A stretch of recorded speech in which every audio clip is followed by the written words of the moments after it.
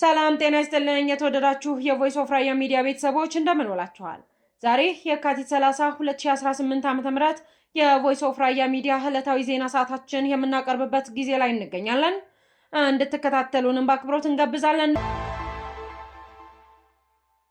የፌዴሬሽን ምክር ቤት በራያ ምርጫ ክልሎች ያስተላለፈውን ውሳኔ እንዲያጸናልንና ጥያቄው ላይ ማስተካከያ እንዲያደርግልን ሲል ራያ ራዩማ ዲሞክራሲያዊ ፓርቲ ራዴፓ ለፌዴሬሽን ምክር ቤት ጠይቋል። ጉዳዩ የአማራና ትግራይ ክልሎች የወሰን ይገባኛል ጥያቄ ተደርጎ የቀረበው አካሄድ የራያን ሕዝብ ሕልውና ወደ ጎን የተወ በመሆኑ የማንነትና ራስን በራስ አስተዳደር ጥያቄ ብሎ እንዲታረም ሲል ፓርቲው ጠይቋል። የፌዴሬሽን ምክር ቤት በራያ ምርጫ ክልሎች ያስተላለፈውን ውሳኔ እንዲያጸናልንና ጥያቄው ላይ ማስተካከያ እንዲያደርግልን ሲል ራያ ራዩማ ዲሞክራሲያዊ ፓርቲ ራዴፓ ለኢፌዴሪ ፌዴሬሽን ምክር ቤት ጠይቋል። ጉዳዩ የአማራና ትግራይ ክልሎች የወሰን ይገባኛል ጥያቄ ተደርጎ የቀረበውን አካሄድ የራያን ሕዝብ ሕልውና ወደ ጎን የተወ በመሆኑ የማንነትና ራስን በራስ አስተዳደር ጥያቄ ብሎ እንዲታረም ሲል ፓርቲው ጠይቋል። የኢፌዴሪ ፌዴሬሽን ምክር ቤት ውሳኔ መሰረት ጥር 25 2018 ዓ.ም የተጻፈለትን ደብዳቤ መነሻ በማድረግ የኢትዮጵያ ብሔራዊ ምርጫ ቦርድ የካቲት 16 2018 ዓ.ም ባወጣው መግለጫ የራያ ኮረም ወፍላና ራያ አላማጣ ምርጫ ክልሎች ከትግራይ ክልል ወጥተው በቀጥታ ለፌዴራል ሕዝብ ተወካዮች ምክር ቤት እንዲወዳደሩ መደረጉ የራያ ሕዝብን ህገ መንግስታዊና ዲሞክራሲያዊ መብትን የሚያስከብር ብሎም ህገ መንግስታዊ ጥበቃ በተገቢው የሰጠ ውሳኔ ነው ሲል ራዴፓ ፓርቲ ውሳኔውን እንደሚቀበለው አሳውቋል። ውሳኔው የዜጎችና ከመምረጥና መመረጥ መብታቸው እንዳይገለሉ የሚያደርግ መሆኑን የብሔር ብሔረሰቦችና ህዝቦች መብቶች በዲሞክራሲያዊ ውክልናና ተሳትፎ ማረጋገጥ እንዳለበት የሚደነግገውን ህገ መንግስት የኢፌዴሪ ህገ መንግስት አንቀጽ 8 ንዑስ አንቀጽ 1(3) የተከተለ እንዲሁም የህገ መንግስቱ አንቀጽ 38 የህዝብ የመመረጥና የመምረጥ መብት የጠበቀ ስለሆነ አግባብነት ያለው ውሳኔ ነው ብሎ ራዴፓ ይቀበለዋል ሲል አሳውቋል።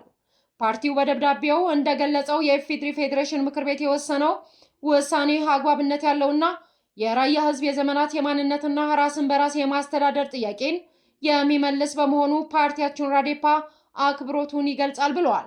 በውሳኔው እንዲጸናም ያሳስባል ያለው ራዴፓ የተከበረው ምክር ቤት በክቡር ምክትል ጠቅላይ ሚኒስትር አቶ አደም ፋራህ የሚመራው ከፍተኛ የፌዴራል መንግስት አመራሮች ልዑካን በ2013 ዓ.ም ወደ ራያ ወረዳዎች በተለይ ደግሞ በራያ ዋጃ፣ ራያ አላማጣና ራያ ኦፍላ ኮረም ሄደው ህዝቡን ሰብስበው ባወያዩ ጊዜ የነበረው ህዝባዊ ጥያቄ የራያ ማንነትና ራስን በራስ የማስተዳደር የክልልነት ጥያቄ እንደነበር የልዑካን ቡድኑ ለምክር ቤቱ ያቀረበው ሰነድ እንዳለ ይታወቃል ያለ ሲሆን ከጉብኝቱ መልስም ፓርቲያችን ራዴፓን ጨምሮ ሌሎች የጉዳዩ ይገባኛል ያሉ ባለድርሻ አካላትና ከፍተኛ የመንግስት አመራሮች ባሉበት ሪፖርቱ ቀርቦ ሰፊ ውይይትም ተደርጓል ብለዋል። እውነታው ይህ ሆኖ እያለ ግን ጉዳዩ የአማራና ትግራይ ክልል የወሰን ይገባኛል ጥያቄ ተደርጎ የቀረበው አካሄድ የራያን ህዝብ ሕልውና ወደ ጎን የተወና ባለቤቱ እያለ ባድማ መሬት ይመስል ሁለት ኃይል አለን የሚሉ ክልሎችና ጉዳዩን ጠምዝዘው ባልሆነ መንገድ የሚያራግቡ ፖለቲከኞችና እሊቶችን አጀንዳ ተቀብሎ መሄድና ማስተጋባት በህገ መንግስቱ ተቀባይነት የሌለው አካሄድ ስለሆነ የተከበረው ምክር ቤት ጥያቄውን የማንነትና ራስን በራስ አስተዳደር ጥያቄ ብሎ እንዲያርመውና ከዚህ በተጨማሪ የራያ የማንነት ራስን በራስ አስተዳደር ጥያቄ የአምስት ወረዳዎች ብቻ ሳይሆን የመላው ራያ 17 ወረዳዎች ጥያቄ ስለሆነ አሁን በትግራይ ጊዜያዊ አስተዳደር ያሉት አምባላጅ ወረዳን ጨምሮ የጥያቄው ባለቤት መሆናቸውን ታውቆ በፌዴራል እንዲሆን እንጠይቃለን በማለት ራዴፓ ፓርቲ ለፌዴሬሽን ምክር ቤት በጻፈው ደብዳቤ አሳውቀዋል። መንግስት የአካባቢያቸውን ሰላም በማረጋገጥ ወደ ቀያቸው እንዲመልሳቸው የራያ አላማጣ ተፈናቃዮች ጠይቀዋል። መንግስት የአካባቢያችንን ሰላም በማረጋገጥ ወደ ቀያችን እንዲመልሰን እንፈልጋለን ሲሉ በራያ አላማጣ ዙሪያ በሚገኙ 6 ወረዳዎች ተፈናቅለው በቆቦና በሰቆጣ ከተማ የሚገኙ ተፈናቃዮች ተናግረዋል። ተፈናቃዮቹ በዋናነት ከመንግስት የሚጠበቀው የዕለት ምግብ ሳይሆን የአካባቢያችን ሰላም ተረጋግጦ ወደ ቀያቸው የሚመለሱበት ሁኔታ እንዲመቻችላቸው መሆኑን ተናግረዋል። ከአላማጣ ከተማ ተፈናቅለው ወደ ቆቦ ከገቡ ከአንድ ወር በላይ እንደሆናቸው ለሪፖርተር የገለጹት አቶ አሰፋ በየነ የመከላከያ ሰራዊት አካባቢውን በሌሊት ለቆ ሲወጣ ህዝቡ በድንጋጤና ምንም አይነት ንብረት ሳይዙ መውጣቱን ያስታውሳሉ።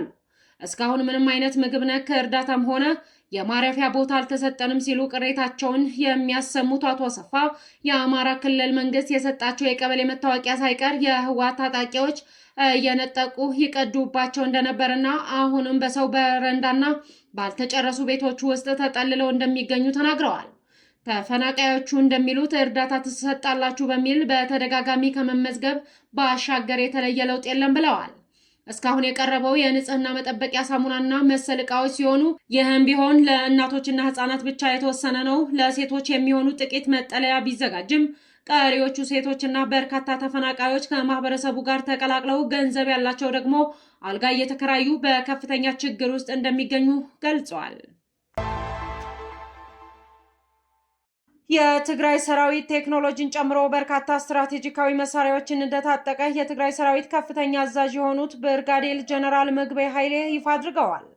የሰራዊቱ የምዕራብ ግንባር አዛዥ የሆኑት ምግበይ ይህንን ያስታወቁት ከድምጽ ወያኔ ቴሌቪዥን ጋር ባደረጉት ቃለ ምልልስ ነው። ጀነራሉ በማብራሪያቸው አንድን ጦርነት ውጤታማ በሆነ መንገድ ለግብ ማድረስ የሚቻለው በጠራ አስተሳሰብና የተቃኘ ዓላማ ያለው ጠንካራ ሰራዊት ሲኖርና ሰራዊቱን በተጠና እና ግልጽነት ባለው አኳኋን ሲመራ ነው ማለታቸው ተገልጿል። እነዚህ መሰረታዊ ምሰሶዎች ደግሞ በአሁኑ ሰዓት በትግራይ ሰራዊት ውስጥ የሚገኙ መሰረታዊ እሴቶች ናቸው ሲሉ አክለዋል። ከጦርነቱ በፊት ቢዝነስ ላይ ተሰማርተው ሲሰሩ እንደነበር ያነሱት ምግበይ ከጦርነቱ በኋላ ግን ቢዝነሱ ተዘግቷል ብለዋል። በወርቅ ዘረፋ ላይ ስማቸው እንደሚነሳ ለተጠየቁት ጥያቄ በወርቅ ዘረፋ ላይ አልተሰማራሁም፣ ይህንን ደግሞ ማንም አካል ማጣራት ይችላል፣ እንኳን ቆሜ ከሞትኩም በኋላም በዚህ ጉዳይ ወንጀል ካለኝ ክሰሱኝ ሲሉ ተደምጠዋል። ቴክኖሎጂ መታጠቅ ውጊያ ይቀይራል፣ ነገር ግን ቴክኖሎጂ ብቻ ግን ትርጉም ያለውም ያሉት ጀነራሉ ለሰራዊታቸው ዘመናዊ ቴክኖሎጂ የታጠቀ መሆኑንም ሲናገሩ ተደምጠዋል። አሁን ላይ በትግራይ ክልል ያለው ሰራዊት የተማረና ስለ ሳይንስና ቴክኖሎጂ በቂ ግንዛቤ ያለው ነው ማለታቸው ተመልክቷል። ጀነራል ምግበይ በነበራቸው ቃለ ምልልስ በድሮኖች ተመክተው ለሚዝቱብን አካላት ያለኝ መልእክት ዛሬ እንደ ድሮ አይደለንም። ለድሮን ጸረ ድሮን፣ ለታንክ ጸረ ታንክ፣ ለአውሮፕላን ጸረ አውሮፕላን መሳሪያዎችን መታጠቃችንን ባይዘነጉ የተሻለ ነው ማለታቸው ዘገባው ያትታል። የጦርነት አዛዡ በሰጡት ማብራሪያ ቲዲኤፍ የህዝብ እንጂ የግለሰብ አመራሮች የግል ፍላጎት ማስፈጸሚያ መሳሪያ አይደለም፣ ማንም አመራር እንደፈለገ የሚዘውረው ተቋም አይደለም ብለዋል። ሆኖም እሳቸው በአዛዥነት የሚመሩት የምዕራብ ግንባር ግን ከጥቂት ሳምንታት በፊት ጀነራሉን በግል የተቹ የማህበራዊ ሚዲያ አንቂዎች ሳይቀር ከህግ አግባብ ውጪ አስሮ እንደሚያሰቃይ ትችት ሲቀርብበት ነበር በማለት ዘገባው አስታውሷል። በለጸኛ ነውራማት አነስችም ሰብክ ጠቅስ አይደለም ሰነፋት ከምዚ ዝበለሰብ። የተወደዳችሁ የቮይስ ኦፍ ራያ ሚዲያ ቤተሰቦች ለዛሬ የካቲት 30 2018 ዓ.ም የቮይስ ኦፍ ራያ ሚዲያ ዕለታዊ ዜና ጥንቅራችን ይህንን ይመስል ነበር። ስለተከታተላችሁን እጅግ አድርገን እናመሰግናለን። ሰላም።